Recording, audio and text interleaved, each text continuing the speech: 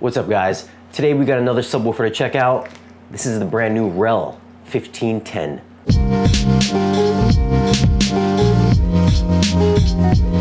Shout out to REL for sending this over for me to review. Thank you, guys.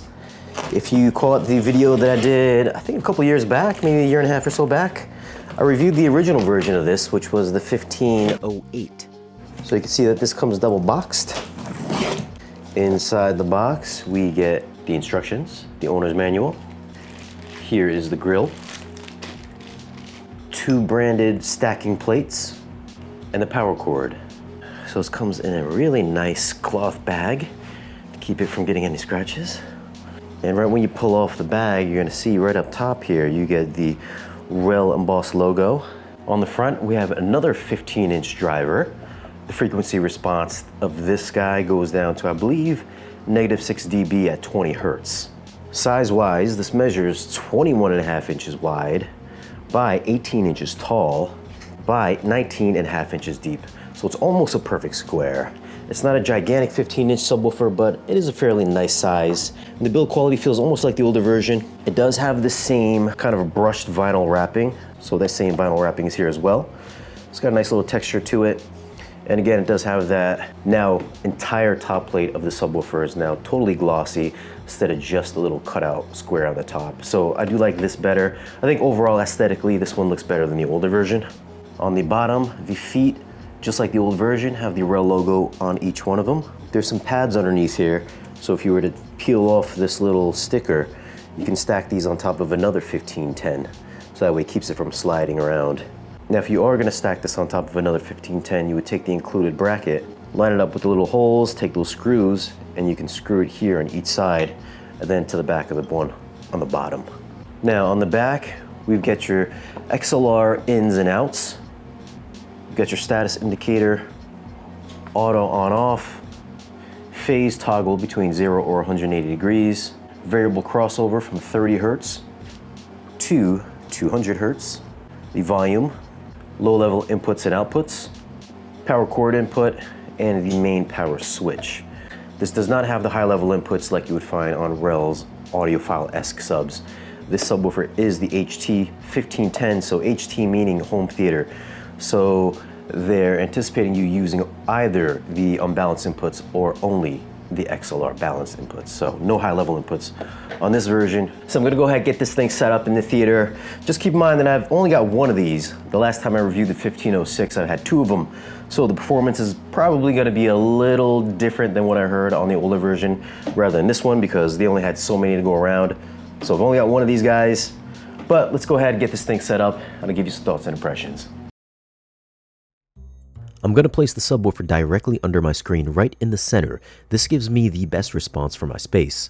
It'll be hooked up to a Trinov Altitude processor and I'll be playing demos with a Zapedi media player and a kaleidoscope.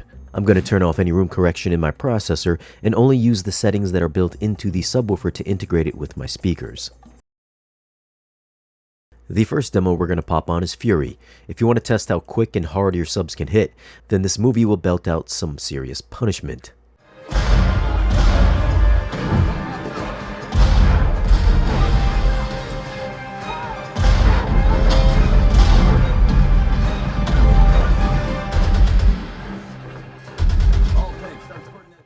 I'm not going to pretend and say I remember exactly how the older 1508 sounded from 2 years ago, but I can say that the 1510 still has that speedy percussive characteristic that I've heard from their smaller audio-centric subs, such as the T9X, and this is coming from a 15-inch driver rather than the 10-inch found in the T9X.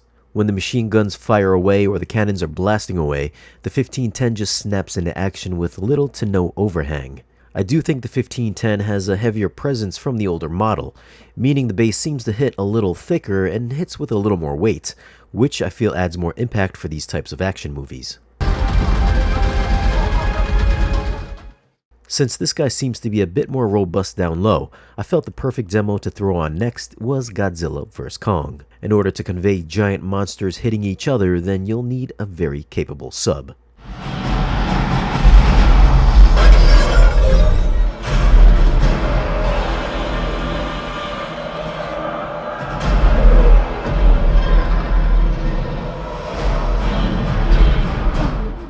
I thought I'd be disappointed by only having one subwoofer in my room, but this almost didn't leave me wanting a second. For any normal person, one of these may feel like it's gonna destroy your room. With every explosion, footstep, or punch, the 1510 can pressurize your space with very clean, authoritative response without sounding bloaty or boomy.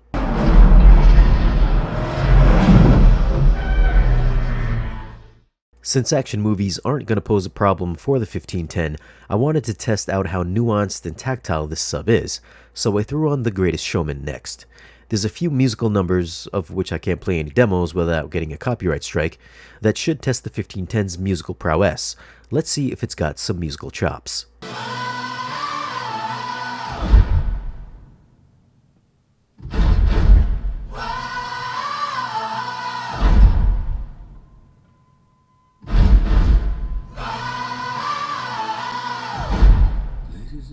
This is the moment you've waited for. That intro is about as hard-hitting as it gets, and along with the musical soundtrack, the 1510 is nearly as taut and refined as the smaller T9X. I do think the T9X can weave through musical notes in a more delicate fashion, where the 1510 is slightly heavier-handed as it doesn't have quite the speedy lightness of the smaller T9. Now don't get me wrong, the 1510 is still a quick reactive subwoofer. I'd say it's as nimble or maybe more so than my Rhythmic F18, so it does handle transients in a delicate manner, but I would still give the T9X the win if I were to use this in a music-centric setup. And as always, I'm going to wrap up the demos with the intro to Edge of Tomorrow. It's an infrasonic demo that not many subwoofers can handle.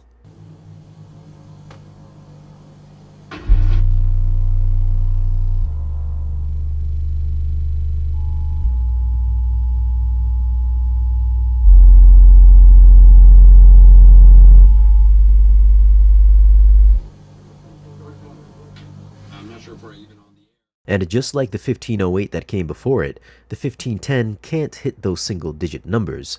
That's not to say that my drywall wasn't vibrating, as you probably heard in the demo, but if you're looking for tonsil vibrating bass, then this guy is not going to do it for you. However, it still hits those high peaks with massive authority and will rattle the windows and piss off your neighbors downstairs. Now, I did take some measurements from my main listening seat. Keep in mind that this is the response I got from my space, and it'll likely be very different for yours. As specified, it does drop off at 20 Hz, although in my room it's not a very steep drop off. Since I've only got one of these subwoofers, I always get this nasty dip at around 50 Hz, which I can get rid of with a pair of subwoofers. But for just a single sub, this looks as impressive as it sounds. At the time of this video, the REL Predator 1510 is selling for $18.99. Just like the previous model, this is one of the speediest home theater 15-inch subs that I've had come through my home theater. It's got ample musical chops, and it does hang pretty closely with its more music-centric, very nimble little brother, the T9X. Its main claim to fame is going to be its use in a home theater environment for movies. I felt it has more low end with a beefier, heavier presence over its predecessor. I'd say it's kind of like an SVS subwoofer, but with more control and less bloat. I think the new design is an improvement over the older model and disappears easier in a dark room.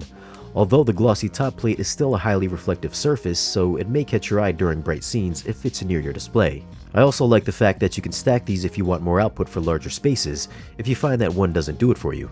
As mentioned earlier, it isn't going to reach into the infrasonic realm for all you diehard bassheads, but for the majority of folks, I think you'll find this may be an impressive upgrade if you're looking for a smallish subwoofer with big home theater impact. And if you're coming from a 1508, subjectively better looks and beefier bass is a welcome upgrade. So those are my thoughts on the REL HT 1510 Predator subwoofer. Are you guys looking for a new subwoofer, and if so, are you looking at a REL subwoofer? As always guys, thanks for watching. Be sure to like, share, and subscribe, and we'll see you again in the next video.